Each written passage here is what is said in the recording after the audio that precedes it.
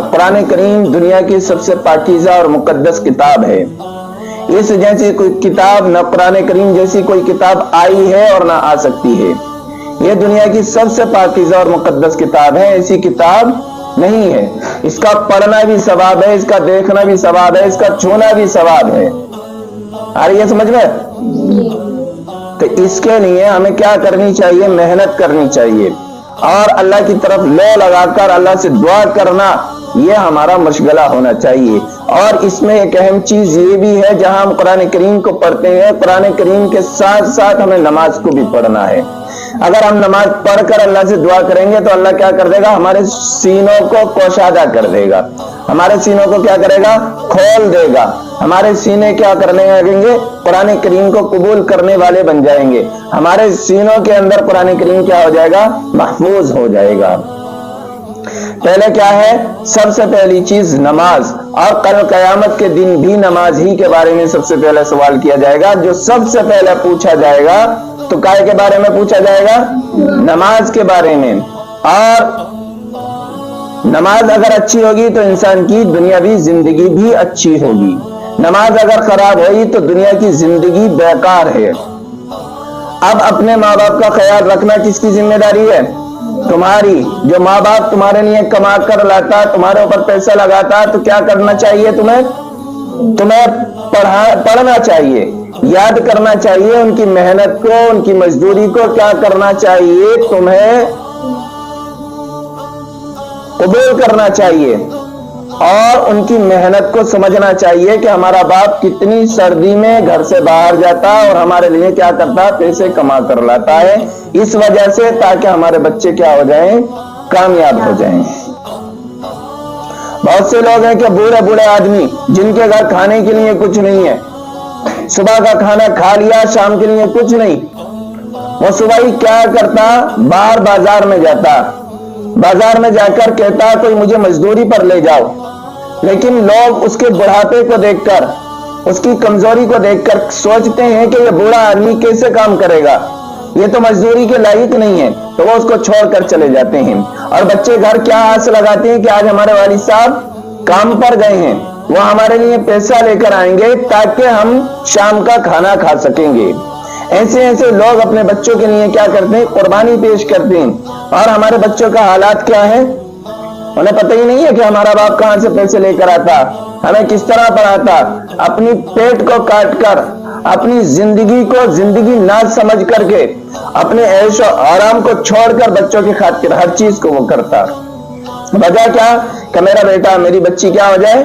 کامیاب ہو جائے، اس کا ایک نام ہو دنیا کے اندر بھی اور آخرت کے اندر بھی۔ اور قرآن کریم تو ایک ایسی چیز ہے، قرآن کریم ایسا فضل والا ہے، جو بھی بچہ قرآن کریم کو اپنی سینے کے اندر محفوظ کر لے گا اس کے لیے کیا ہے؟ جنت۔ اور ساتھ ساتھ ان لوگوں کے لیے بھی جو اس کے عزیز و اقارب ہیں، اس کے رشتہ دار ہیں۔ 10 آدمیوں کو جہنم سے نکال کر جنت کے اندر داخل کرنے والا ایک حافظ قرآن ہی ہوگا۔ کون ہوگا؟ حافظ قرآن۔ جن لوگوں کے لیے جہنم میں جانے کا اعلان ہو گیا، اللہ کی طرف سے حکم ہو گیا ان کو جہنم کے اندر ڈال دیا جائے، ایک حافظ قرآن کھڑا ہوتا ہے اور کہتا ہے اے اللہ اس کو کیا کر دے؟ معاف فرما دے، اس کے گناہوں کو معاف فرما دے اور میری سفارش کو قبول کر لے، ان لوگوں کو جہنم کے اندر سے نکال کر جنت میں داخل کر دے۔ اس حافظ قرآن کی بات کو مانا جائے گا اور ان لوگوں کو جہنم سے نکال دیا جائے گا۔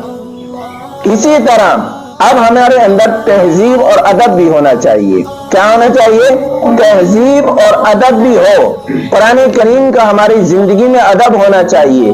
تپاہی پہ جس پہ ہم پڑھتے ہیں اس کا بھی ادب ہونا چاہیے، جس پر ہم بیٹھ کر پڑھتے ہیں اس میٹ کا بھی ہمارے اندر ادب ہونا چاہیے۔ اگر یہ ادب نہیں ہے تو وہ بے ادب رہے گا۔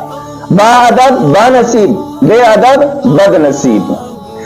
اور جو نصیب والے لوگ ہوتے ہیں ان کو ہی اللہ اپنے علم کو عطا فرماتا ہے۔ یہ کوئی علم ایسا نہیں ہے کہ تم اس کی بے ادبی کرے جاؤ، قرآن کریم کا ادب نہ کرو، تپاہی کا ادب نہ کرو اور اس کے ساتھ قرآن کریم کو پڑھو، نہ تمہارے ہاتھ دھلے ہوئے نہ پیر دھلے ہوئے اور نہ تمہارا وضو اسی طرح قرآن کریم کو چھو رہے ہو تو بجائے ثواب کے کیا ہوگے؟ گناہگار ہوگے۔ کیا ہوگا بھائی؟ गुनाहगार। और अगर तुम्हारी जिंदगी में इसका अदब होगा, कुरान का अदब होगा, तिपाही का अदब होगा, जिस सब पर पढ़ रहे हो उसका अदब होगा, जिस मस्जिद में पढ़ रहे हो उसका अदब होगा, जो तुम्हें पढ़ा रहा है उसका अदब होगा, तो तुम्हारी जिंदगी कामयाब होगी। तुम्हारे लिए इल्म का सीखना आसान हो जाएगा, तुम्हारे ऊपर रहमतें नाजिल होंगी।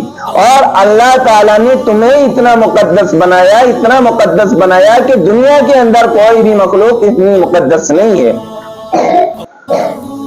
इंसानों में कोई इतना मुकद्दस आदमी नहीं है जितने के तुम हो।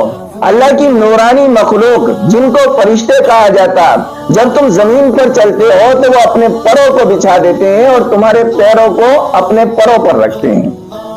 इतना मकाम अल्लाह ने किसी को नहीं दिया।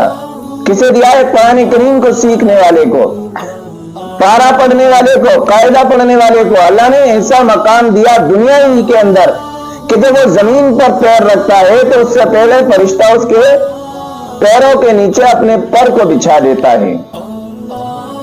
ऐसा मकाम अल्लाह ताला ने किनको दिया? कुरान करीम को सीखने वालों के लिए और कुरान करीम को पढ़ने वालों के लिए अल्लाह ने ऐसा मकाम दिया है। तो भाई तुम्हें क्या करना चाहिए? कुरान करीम को सीखना चाहिए, याद करना चाहिए, अल्लाह से लो लगा के माफी मांगना चाहिए, अल्लाह के सामने झुक जाने चाहिए और सजदे के अंदर जाकर अल्लाह से दुआ मांगनी चाहिए। किस चीज की? ए अल्लाह, मैं इस तेरे पाक कलाम को पढ़ता हूँ, इस तेरे कुरान करीम को पढ़ता हूँ, तेरे पुरानी आयात को पढ़ता हूँ। ए अल्लाह, मेरा सीना जो है पोशादा कर दीजिए, मेरी जबान के गिरोह को खोल दीजिए ताकि तेरा कलाम मेरे सीने के अंदर महफूज हो सके, तेरा कुरान मेरे सीने के अंदर आ सके। ए अल्लाह, मेरे दिल की गंदगी को निकाल दीजिए ताकि तेरा कलाम मेरे सीने के अंदर आ जाए। और कुरान करीम उसी सीनों के अंदर आता है जो सीने पाक और साफ होते हैं। जिन सीनों के अंदर गंदगी होती है उन सीनों में अल्लाह का कलाम नहीं आ सकता। अल्लाह किन से मोहब्बत करता है? उन्हीं लोगों से अल्लाह मोहब्बत करता है जो अल्लाह से मोहब्बत करते हैं, अल्लाह के हुक्म को मानते हैं, अल्लाह के हुक्म की फरमाबरदारी करते हैं और अल्लाह के एक एक हुक्म को बजा लाते हैं। उनसे क्या करता है? अल्लाह मोहब्बत करता है। और जब अल्लाह उनसे मोहब्बत करता है और वो बंदे अल्लाह से मोहब्बत करते हैं तो अल्लाह उसके सीने के अंदर अपने कुरान को उतार देता है। और जिस सीने के अंदर अल्लाह की मोहब्बत ना हो, कुरान की मोहब्बत ना हो, शैतान की मोहब्बत हो, और एक सीनों में कभी भी दो चीजें जमा नहीं हो सकती। सीने के अंदर शैतान की भी मोहब्बत हो और कुरान की भी मोहब्बत हो, ये कभी भी एक जगह जमा नहीं हो सकते। या तो कुरान ही सीने के अंदर होगा या फिर शैतान सीने के अंदर होगा।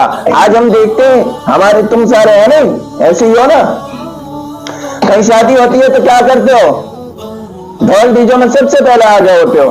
मैं ऐसे में तुम्हें कुरान करीम याद हो जाएगा, कुरान करीम तुम्हारे सीनों में महफूज हो सकता है।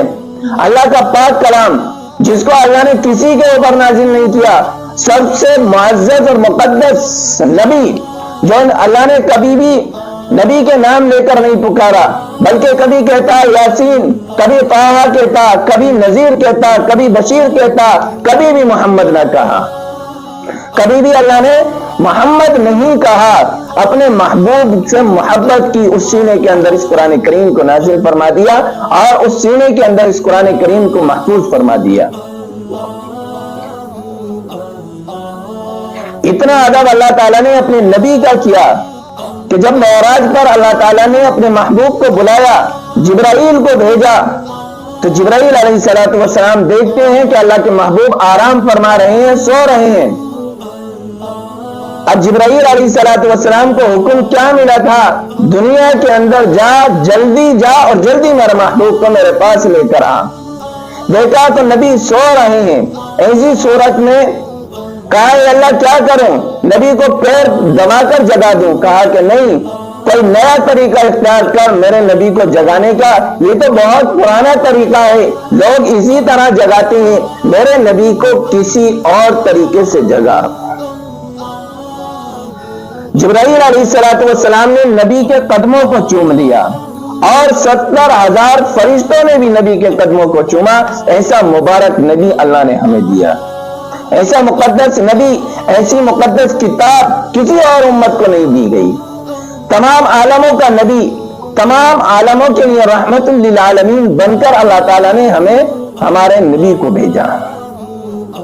यह तो चीज है इसकी क्या कुरान करीम का अदब हो, किफाई का अदब हो। इसके साथ साथ हमें अपने साथ पढ़ने वालों का भी अदब होना चाहिए। क्या करना चाहिए? अरे भाई अल्लाह के नबी की हदीस है नहीं, अल मुस्लिम अखुल मुस्लिम, मुसलमान मुसलमान का भाई है। कब मुसलमान का भाई है? कोई अपने भाई को तकलीफ पहुंचाता है? नहीं पहुंचाता ना।